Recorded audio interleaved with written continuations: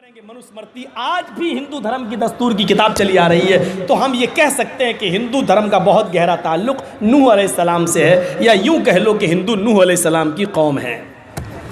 ایک اور وچار دھارا دیکھیے، سب سے پہلے بتوں کی پوجا کہاں آئی؟ سب سے پہلے مورتی پوجا کا جو چلن ہوا وہ کہاں سے آیا؟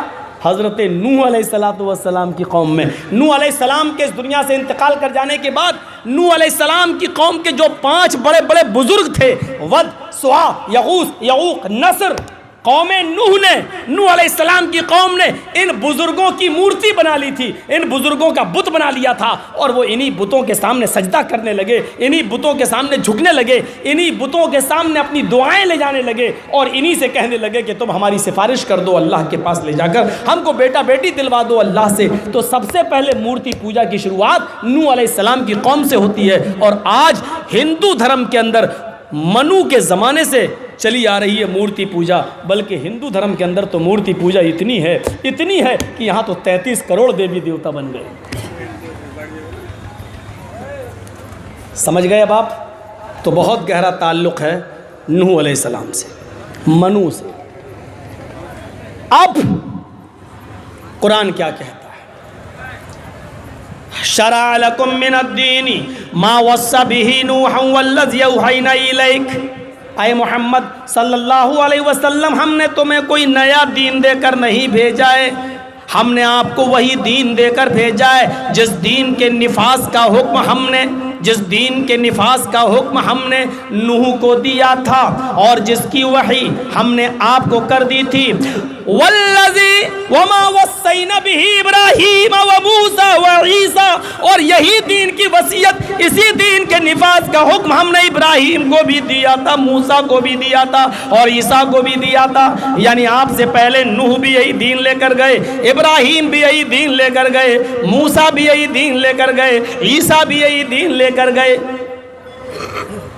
اور آپ کو بھی یہی دین دے کر بھیجا، کوئی الگ نہیں ہے۔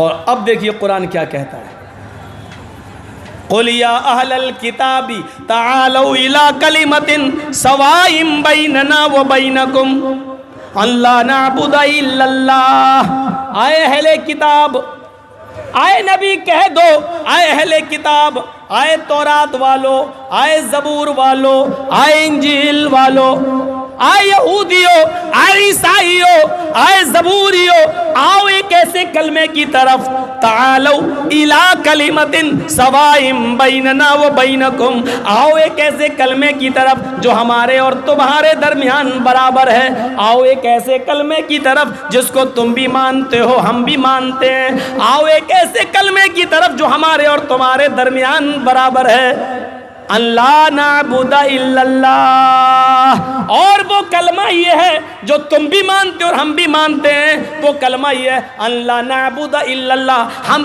ایک اللہ کے علاوہ کسی اور کی عبادت نہیں کریں گے۔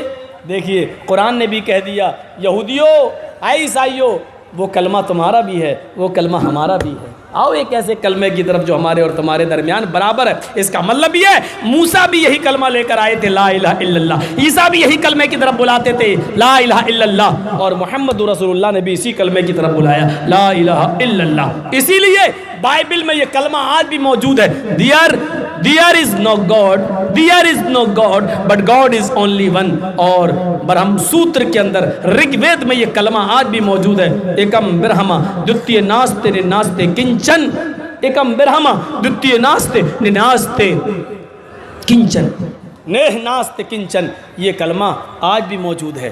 دیکھ لیجئے آپ، ایکم برہما، ایک ہی برہما ہے، برہما میز برہانڈ کا رچیتا اور رچنا کار ایک ہی برہما ہے، برہما میز اس مہان جگت کا سوامی ایک ہی ہے، سوامی میز کریٹر آف یونیورس، اس کائنات کا خالق ایک ہی ہے، دو نہیں ہے، اس دنیا کو بنانے والا، اس سنسار کو رچانے اور بسانے والا ایک ہی ہے، دتیہ ناستے دوسرا نہیں ہے، نیہ نہیں ہے، نا بالکل نہیں، اور قطعی نہیں، اور ہرگز نہیں، کنچن ذرا سا بھی نہیں ہے، اس دنیا کا بنانے والا ایک ہی ہے، دوسرا نہیں، بالکل نہیں۔ ساشٹانگ کرتویہ، ہائے لوگوں اسی کے سامنے سجدہ کرو، ساشٹانگ کرتویہ، ہائے لوگوں اسی کے سامنے اپنے 8 انگوں کو پرستت کر دو، 8 انگوں کو اسی کے سامنے رکھ دو۔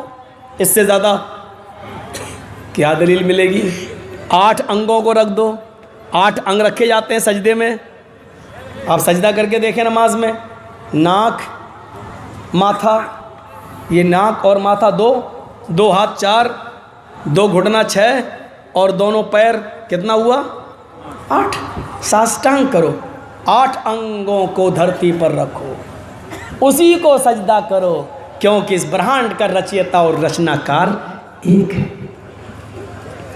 ایک ہے، اس کے علاوہ کسی کو سجدہ نہیں کیا جا سکتا، اس کے علاوہ کسی کو سجدہ نہیں کیا جا سکتا،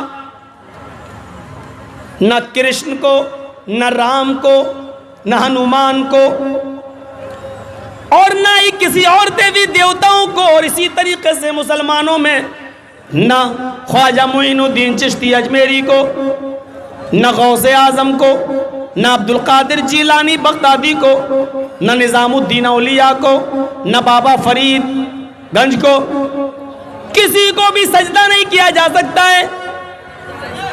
قیس ابن سعد فرماتے ہیں، ابو داؤد اٹھاؤ، ابو داؤد اور کتاب النکاح کا چیپٹر کھولو۔ قیس ابن سعد کہتے ہیں کہ میں ایک بستی میں گیا جس کا نام حیرہ تھا، میں حیرہ شہر کے اندر داخل ہوا، ملک شام کے اندر میں گیا، میں نے حیرہ بستی کے اندر قدم رکھا، میں نے دیکھا کہ وہاں کے لوگ، وہاں کے یہودی اپنے بادشاہ کو، اپنے حکمراں کو سجدہ کر رہے ہیں، جس کو مرزبان کہا جاتا تھا، جس کو مرزبان کہا جاتا تھا، وہ اپنے بادشاہ کو سجدہ کر رہے ہیں۔ میں نے دل میں سوچا، جب یہ اپنے بادشاہ کو سجدہ کر سکتے ہیں تو کیا میں محمد رسول اللہ کو سجدہ نہیں کر سکتا؟ جب یہ لوگ اپنے حکمراں کو اور حاکم کو سجدہ کر سکتے ہیں تو کیا میں اپنے نبی کو سجدہ نہیں کر سکتا؟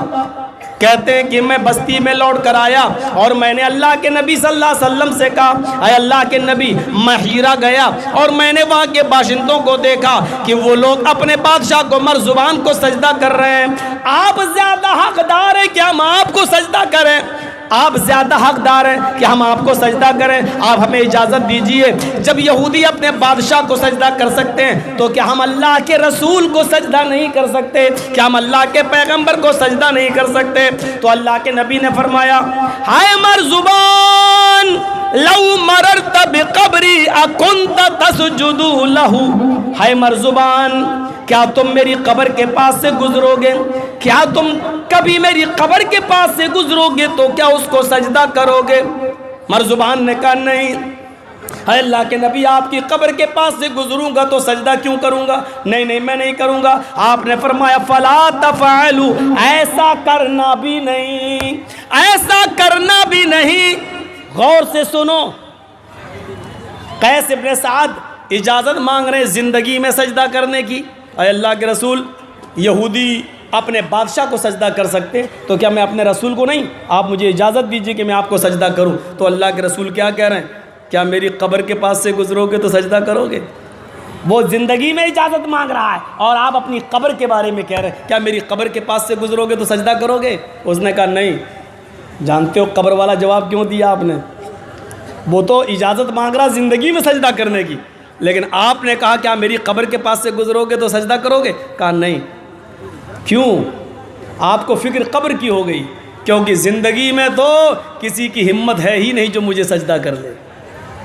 میری زندگی میں مجھے کون سجدہ کر سکتا ہے؟ اگر زندگی میں کوئی سجدہ کرے گا تو میں اس کو روک دوں گا، میں اپنی زندگی میں تو کسی قیمت پر سجدہ کرنے نہیں دوں گا، کسی کی ہمت بھی نہیں ہے جو مجھے میری زندگی میں سجدہ کرے۔ لیکن فکر ہو گئی، میری زندگی میں تو سجدہ نہیں کیا، لیکن میرے انتقال کے بعد کہیں یہ لوگ میری قبر کو سجدہ نہ کرنے لگیں، اس وقت میں روک نہیں پاؤں گا، کیونکہ میں تو اللہ کو پیارا ہو جاؤں گا، پھر میں روک نہیں پاؤں گا۔ تو آپ کو فکر ہو گئی اپنے انتقال کے بعد کی کہ قبر کو یہ سجدہ نہ کرنے لگیں، تو آپ نے اسی لیے منع کیا، کیا تم میری قبر کے پاس سے گزرو گے تو کیا سجدہ کرو گے؟ کہا نہیں۔ آپ نے کہا ایسا کرنا بھی نہیں۔ پھر آپ نے اپنی زندگی کے بارے میں بھی بتا دیا کہ تم مجھ سے زندگی میں سجدہ کرنے کی اجازت مانگ رہے ہو۔ ہاں، آپ نے فرمایا اللہ کے علاوہ اگر کسی غیر کو سجدہ کرنا جائز ہوتا تو میں عورتوں کو حکم دے دیتا کہ وہ اپنے شوہر کو سجدہ کریں، میں بیوی کو حکم دیتا کہ وہ اپنے شوہر کو سجدہ کریں۔ جب کوئی عورت اپنے اپنے پتی کو اپنے شوہر کو سجدہ نہیں کر سکتی ہے تو پھر تم مجھے سجدہ کیسے کر سکتے ہو؟ اگر زندگی میں کسی کو سجدے کی اجازت ہوتی تو میں بیوی کو حکم دیتا کہ وہ اپنے شوہر کو سجدہ کریں، عورتوں کو حکم دیتا کہ وہ اپنے شوہروں کو سجدہ کریں، لیکن اللہ کے علاوہ کسی کو سجدہ کرنا جائز ہی نہیں ہے۔ یہی کہا گیا ایکم برہمادتیہ ناستے ناستے کنچن، ایک ہی برہما ہے، اس برہانڈ کا رچیتا اور رچناکار ایک ہی ہے، ساشٹانگ کرتویتا، اسی کو سجدہ کرو، اسی کے سامنے جھکو۔ اسی کو بائبل میں کہا there is no God but God is only one، ایک ہی اللہ ہے، there is no God، کوئی خدا نہیں، کوئی اللہ نہیں، but God is only one، ایک ہی ہے، without second، دوسرے کو شریک نہیں کیا جا سکتا ہے، دوسرے کو شریک نہیں۔ اللہ کے نبی نے بھی فرمایا اشہد ان لا الہ الا اللہ وحدہ لا شریک لہ، اس بات کی گواہی دو کہ اللہ کے علاوہ کوئی معبود نہیں، وہ اکیلا ہے معبود، وحدہ اکیلا ہے، لا شریک لہ وداؤٹ سیکنڈ، دوسرے کو شریک نہیں کیا جا سکتا، لا شریک لہ، اس کا کوئی دوسرا شریک و ساجھی نہیں ہے۔ اچھا اب دیکھیے توحید کے ساتھ ساتھ یہ تو ہو گئی توحید جو سارے نبیوں میں ہے، سارے مذاہب کے اندر ہے، رسالت بھی ساری دنیا کی کتابوں میں موجود ہے۔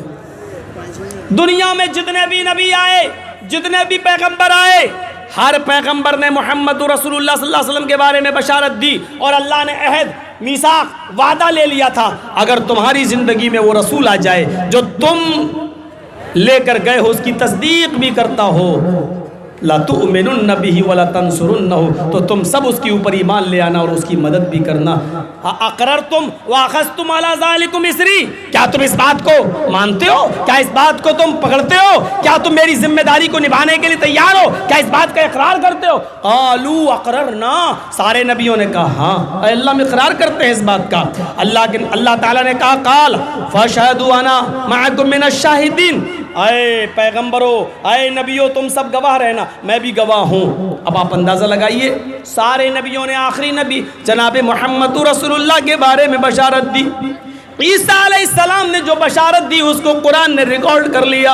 وَإِذْ قَالَ عِيسَى ابْنُ مَرْيَمَ وَإِذْ قَالَ عِيسَى ابْنُ مَرْيَمَ يَا بَنِي إِسْرَائِيلَ إِنِّي رَسُولُ اللَّهِ إِلَيْكُمْ مُصَدِّقًا لِمَا بَيْنَ يَدَيَّ مِنَ التَّوْرَاةِ وَمُبَشِّرًا بِرَسُولٍ يَأْتِي مِن بَعْدِي اسْمُهُ أَحْمَدُ، اور عیسیٰ علیہ السلام نے کہا اے اسرائیل کے بیٹو، وَإِذْ قَالَ عِيسَى ابْنُ مَرْيَمَ، اور مریم کے بیٹے عیسیٰ نے کہا یا بنی اسرائیل، اے بنی اسرائیل، اے اسرائیل کے بیٹو، انی رسول اللہ علیکم، میں تم سب کی طرف، تمہاری طرف اللہ کا رسول بنا کر بھیجا گیا ہوں، مصدقا لما بین یدی من التورات، اپنے سے پہلے نازل ہونے والی کتاب تورات کی تصدیق کرتا ہوں، ومبشرا برسول یاتی من بعد اسمہ احمد، اور بشارت دیتا ہوں ایک ایسے نبی کی جو میرے بعد آئے گا اس کا نام محمد ہوگا، ومبشرا برسول یاتی من بعد اسمہ احمد، اور بشارت دیتا ہوں ایک ایسے نبی کی جو میرے بعد آئے گا اس کا نام کیا ہوگا؟ احمد، اس کا نام احمد ہوگا۔ قرآن نے جو ریکارڈ کیا ہے اسی کو بائبل کے وول نمبر 5 میں ریکارڈ کیا گیا، I will pray the Father, I will pray the Father, he shall give the another comforter, after that I will not talk much with you because the prince of this world come, his name will be Ahmad۔ یہ Bible کے وول number 5 میں بھی کہا گیا I will pray the Father، Jesus کہہ رہے ہیں، عیسیٰ مسیح کہہ رہے ہیں، عیسیٰ علیہ السلام کہہ رہے ہیں میں اپنے باپ سے یہ دعا کروں گا، میں اپنے پتا سے یہ دعا کروں گا، میں اپنے رب سے یہ دعا کروں گا، he shall give the another comforter، کہ وہ تمہیں دوسرا رسول دے، دوسرا پروٹیسٹنٹ دے، دوسرا رہبر دے، دوسرا رہنما دے، دوسرا مارگ درشک دے، راستہ دکھانے والا تمہیں دوسرا دے۔ I will not talk much with you، اب میں تمہارے درمیان زیادہ نہیں رہوں گا، اب میں تمہارے درمیان زیادہ باتیں نہیں کروں گا، اب میں تمہارے درمیان زیادہ زندگی نہیں گزاروں گا۔ کیوں؟ پرنس آف دس ورلڈ کم، اس دنیا کا شہزادہ تشریف لانے والا ہے، جب تک میں نہیں جاؤں گا وہ نہیں آئے گا، اس کے آنے کے لیے میرا جانا ضروری ہے۔ جب وہ اس دنیا میں آئے گا تو اس کا نام his name will be Ahmad, اس کا نام احمد ہوگا، اس کا نام احمد ہوگا۔ بائبل میں احمد، قرآن میں احمد، ہندو دھرم کی کتاب میں بھی احمد، ویداحمد ویداحمد پرش مہانیمادت ورڑ تپس پرستات ینیایا۔ شریمد بھاگوت مہان پران स्कंद 12 अध्याय 2 मंत्र नंबर 18, वेदाहमित पुरुष महानिमादित्य अहमद नाम का एक आदमी जन्म लेगा। वेदाहमित अहमद नाम का आदमी जन्म लेगा, पुरुष इंसान होगा, महान इमादित्य इतना बड़ा महान पुरुष होगा कि उसके बराबर कोई दूसरा नहीं होगा। यानी आखिरी नबी नूर नहीं होंगे, बशर होंगे। अहमद नाम होगा, इंसान होंगे, लेकिन बहुत बड़े इंसान होंगे, महान पुरुष होंगे। पुरुष महान इमादित इतने बड़े महान पुरुष होंगे कि उनके बराबर कोई दूसरा नहीं होगा। वरुण तपसा पूरी दुनिया को रोशन करेंगे, वरुण तपसा पूरी दुनिया को रोशन करेंगे, यानी चमकते हुए सूरज बनकर आएंगे। पूरी दुनिया को रोशन करने का मतलब यह है कि वो अपने साथ रोशनी लेकर आएंगे। जिस तरह सूरज की रोशनी हर एक घर को पहुंचती है, ऐसी मोहम्मद सल्लल्लाहु अलैहि वसल्लम जो तालीम जो दावत देंगे वो सबके लिए होगी, सबके घरों को रोशन करेगी। जैसे सूरज की रोशनी हिंदू और मुसलमान नहीं देखती है, सबको फायदा पहुंचाती है, ऐसी अहमद जो रोशनी लेके आएंगे वो सबको फायदा पहुंचाएगी। वरुण तपस्सा वो सबको रोशन करेंगे, सबके लिए सूरज बनकर आएंगे। कुरान करीम ने भी मोहम्मद रसूलुल्लाह को सिराज मुनीर कह दिया। या अय्युहन नबी इन्ना अरसलनाका शाहिदन व मुबश्शिरन व नज़ीरा व दाइयन इलल्लाहि बिइज़निही व सिराजम मुनीरा। ऐ नबी, हमने आपको रोशन चिराग बनाकर भेजा, हमने आपको रोशन सूरज बनाकर भेजा। सूरज कह दिया, एक फर्क है, ये सिराजम मुनीर है, वो सिराजम वहाज है। आसमान पे जो सूरज चमकता है वो सिराजम वहाजा कहा अल्लाह ने, वजअलना सिराजम वहाजा, बहुत ज़्यादा रोशन और चमकने वाला सूरज। अल्लाह ताला ने आसमान पे चमकने वाले सूरज को सिराजम वहाज कहा और मोहम्मद रसूलुल्लाह को सिराज मुनीर कहा। आसमान पे जो सूरज चमकता वो भी सिराज है, मोहम्मद रसूलुल्लाह को भी सिराज कहा है। फ़र्क इतना है, उसको वहाज कहा, इसको मुनीर कहा। आसमान का सूरज सुबह निकलता है, शाम को डूब जाता है, लेकिन मोहम्मद रसूलुल्लाह वो रोशन चमकने वाले सूरज है कि जिनकी रोशनी दिन में भी बाकी रहती है और रात में भी बाकी रहती है, जिनका नाम दिन में भी लिया जाता है और रात के अंधेरे में भी लिया जाता है। सूरज अपनी रोशनी सिर्फ दिन के उजाले में देता है, रात में नहीं, लेकिन मोहम्मद रसूलुल्लाह की तालीमात की रोशनी दिन में भी मौजूद है। ये रात का अंधेरा है, लेकिन यहाँ भी नबी की तालीम दी जा रही है। ये सिराज मुनीर और सिराज वहाज में फ़र्क है। आसमान का जब सूरज चमकता है तो अंधेरा दूर हो जाता है, रात की तारीकी ख़त्म हो जाती है। मोहम्मद सल्लल्लाहु अलैहि वसल्लम भी एक ऐसा सूरज है, वो अपने साथ जो रोशनी लेके आए उसने गुनाहों के अंधेरे को मिटा दिया, उसने गुनाहों की तारीकी को ख़त्म कर दिया। दुनिया में अरब के अंदर जो पथ भ्रष्ट और गुमराही थी, मोहम्मद रसूलुल्लाह की रोशनी ने उसको मिटा कर रख दिया। इतकलोगत प्राय चरेशु खरगर मिल धर्मत्राणाय सद्वैनि भगवान उतृष्य थी ततस्तु शंभल गिरा में सोत स्वाजी उजाता है मंगलाचार्य बहुला पापिता विभज्जिता तच्छुद्वा पुंडरीका छो ब्राह्मण विदम्बरीति भवने शंभलो विष्णु यशसुग्रे सुमति प्रादुर्भवाभ्यम। जरा नजर डालो, इतकलोगत प्राय जनेशु खरगरमणि, जब सारी जनता गधों और जानवरों की तरह हो जाएगी, धर्मत्राणाय, तब धर्म की रक्षा करने के लिए, सत्वैन और सच्चाई को नाफिज करने के लिए भगवान उतरशति, अल्लाह नबी भेजेगा। भगवान उतरशति, भगवान अवतार भेजेगा। अल्लाह के नबी उसी दौर में आए, मोहम्मद रसूलुल्लाह सल्लल्लाहु अलैहि वसल्लम का जन्म उसी ज़माने में हुआ जब सारी जनता, सारी अवाम जानवरों की तरह हो चुकी थी। शराब इतनी पी जाती थी कि लोग शराब के नशे में धुत होकर अपनी रकम हार जाते थे, मकान जुए में लगा दिया करते थे। ज़ादुल मआद में अल्लामा इब्न क़य्यिम ने लिखा है, मकान हार जाते थे तो वो अपनी बीवी जुए में लगा दिया करते थे, और बीवी भी जुए में हार जाते थे तो अपनी बेटी भी जुए में लगा दिया करते थे। और शराब का हाल तो ये था, इतना बुरा था कि शराब तो उनकी नस नस में रची और बसी हुई थी। बहुत जल्दी शराब छोड़ने के वो दिल बहुत शौकीन नहीं थे, न उन्होंने जल्दी शराब छोड़ी, बल्कि अगर आप देखें تو حضرت عمر بار بار کہہ رہے ہیں اے اللہ کے نبی شراب کو حرام کروائیے، یہ کیا ہو رہا ہے؟ شراب لوگوں کی عقلیں خراب کر رہی ہیں۔ اور اللہ کے نبی منع کرتے ہیں اے عمر یہ پیدا ہوتے ہی اپنے بچے کو شراب پلاتے ہو، یہ قوم اتنی جلدی شراب کیسے چھوڑ دے گی؟ ابھی میں اس شراب کو حرام قرار نہیں دے سکتا کیونکہ شراب کی یہ رسیہ و دل دادا ہیں۔ عمر مشورہ دے رہے ہیں لیکن اللہ کے نبی مصلحتاً شراب کو حرام قرار نہیں دے رہے ہیں۔ شراب کئی مرحلوں کے بعد حرام ہوتی ہے۔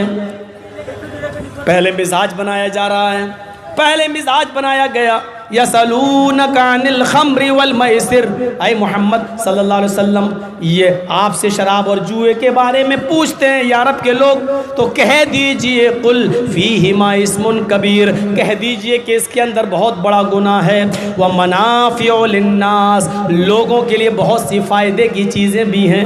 دیکھیے قرآن نے شراب اور جوئے کے فائدے کا انکار نہیں کیا ہے۔ لوگ کیا کہیں ہیں مولانا صاحب شراب اور جوئے کا فائدہ بتا رہے ہیں؟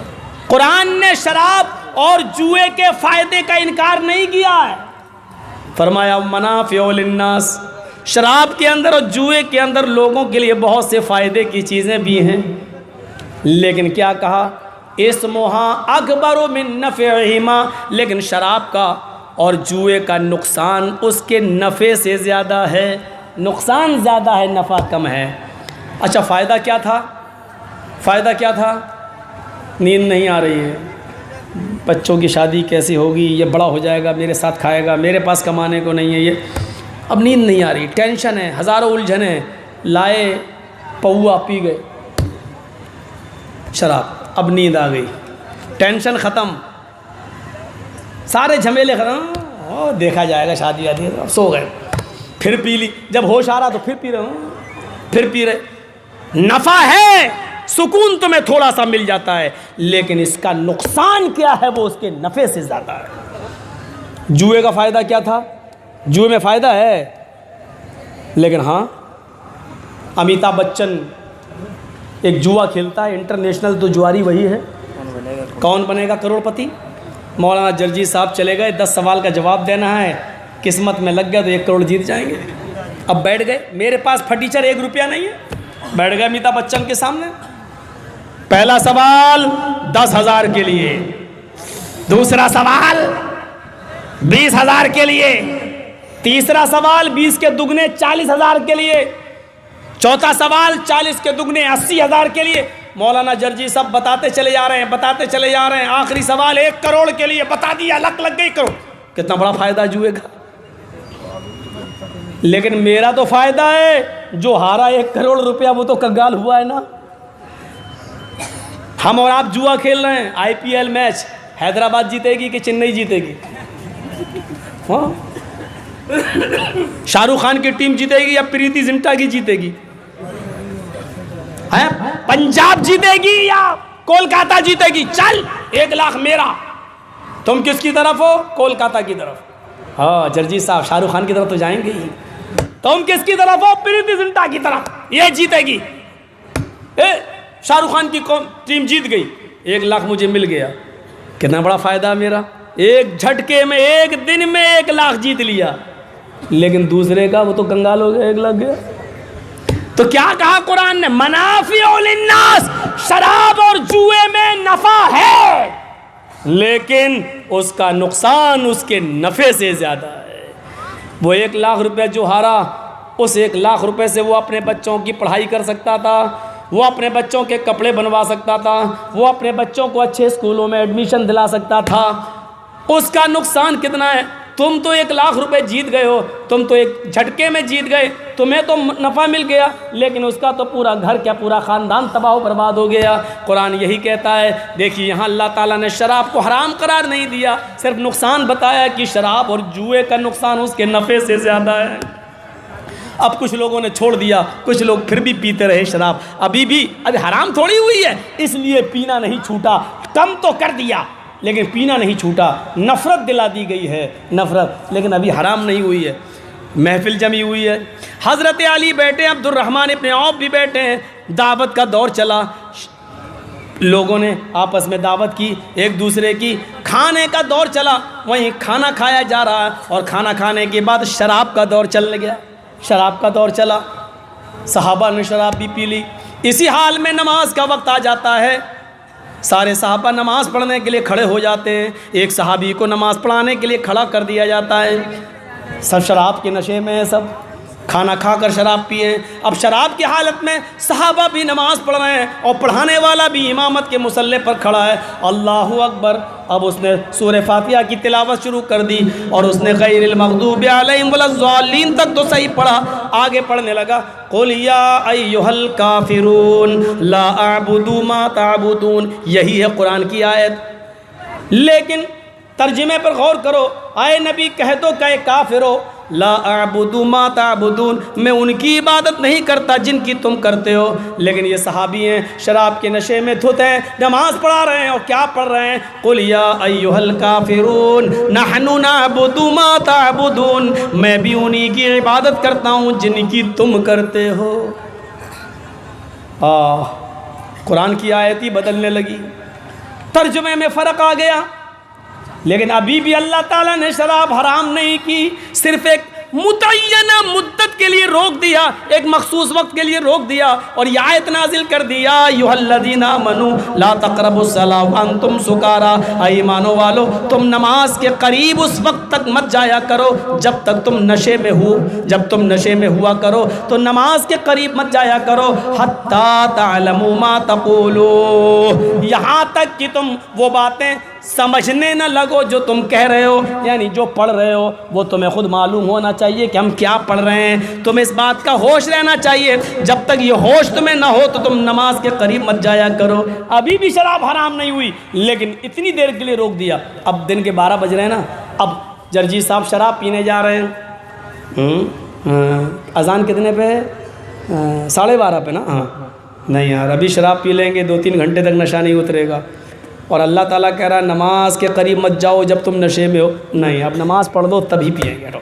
دیکھو چھوٹی ہے نا، چاہے تھوڑی دیر کے لیے چھوٹی ہو لیکن چھوٹی ہے تو یہ نفرت دلائی گئی.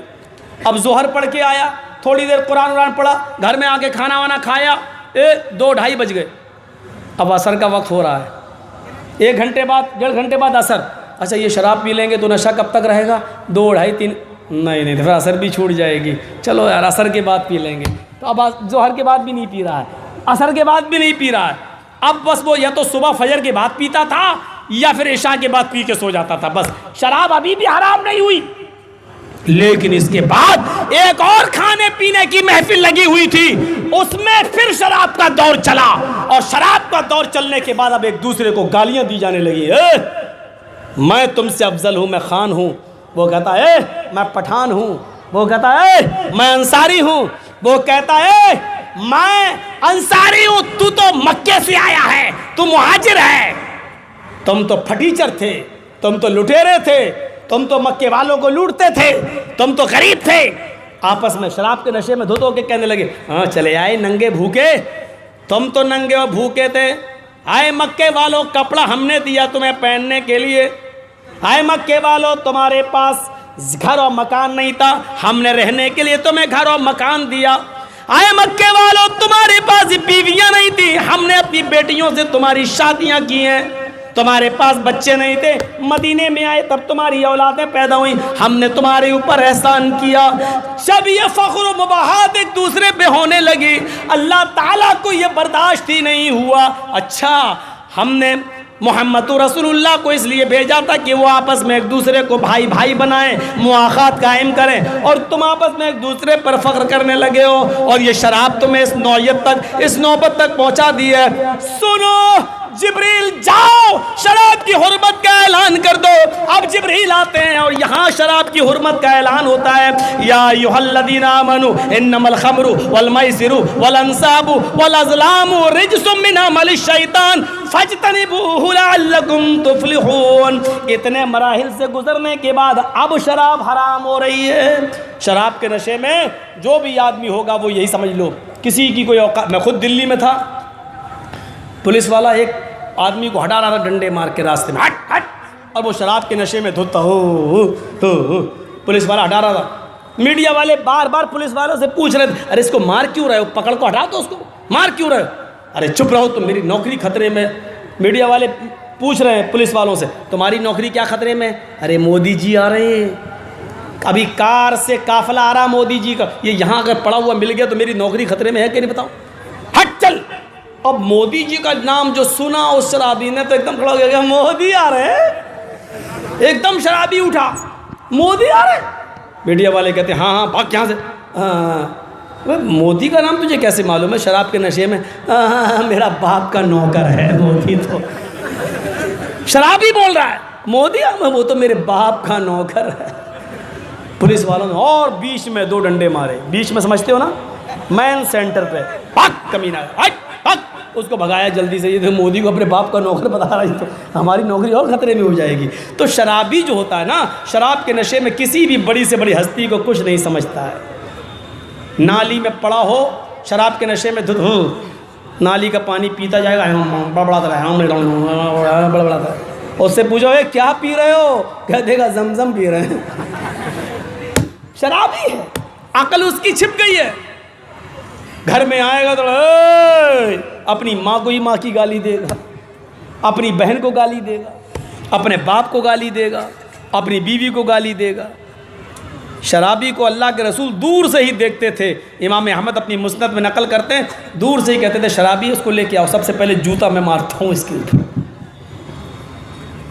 یہ عرب کے رگو ریشے میں پڑی ہوئی تھی، زناکاری عام تھی، ایک لڑکی سے 10 لڑکے ملتے تھے۔ جب بچہ پیدا ہوتا تھا تو وہ 10 کو بلاتی تھی اور اپنا بچہ جس کی گود میں ڈالنا چاہتی تھی ڈال دیتی تھی، یہ اسی کی پتنی بن جاتی تھی، یہ اسی کا بچہ بن جاتا تھا، اور وہ آدمی اس عورت کا شوہر بن جاتا تھا۔ اس طریقے کے تو نکاح ہوتے تھے عرب کے اندر۔ دھرمتراڑائے، جب ساری جنتا جانوروں کی طرح ہو جائے گی تب دھرم کی رکشا کرنے کے لیے کلکی کا نزول ہوگا، کلکی کی آمد ہوگی، انتم مہارشی دھرتی پر آئیں گے۔ اس زمانے کی بات کہی گئی ہے، اس زمانے کی۔ اتکلوگت پرائے جنیشو گھر گھر مڑی دھرمتراڑائے ستوینے بھگوان اترشتی اشوما شکمارو ہدیو دت جگت پتی آسنا سادھت منم شریشوریا گلنویتا۔ اس کلکی کو ایک گھوڑا دیا جائے گا، اس گھوڑے پر بیٹھ کر وہ یاترا کرے گا، آکاش کی آسمان کا سفر کرے گا۔ شکماروہا وہ دیوتا، وہ گھوڑا آسمان کی بجلی سے بھی زیادہ تیز رفتار سے چلے گا۔ آسمان سے زیادہ تیز رفتار سے چلنے والے گھوڑے کو عربی میں براق کہا گیا۔ برق مانی بجلی، اور براق بجلی کی طرح، بجلی سے بھی زیادہ، آسمان سے جو بجلی کڑکتی ہے نا، چمکتی ہے جو، اس کی رفتار معلوم ہے آپ کو؟ 1 سیکنڈ میں 1,86,000 میل۔ 1 سیکنڈ میں 1,86,000 میل کی رفتار سے چلتی ہے۔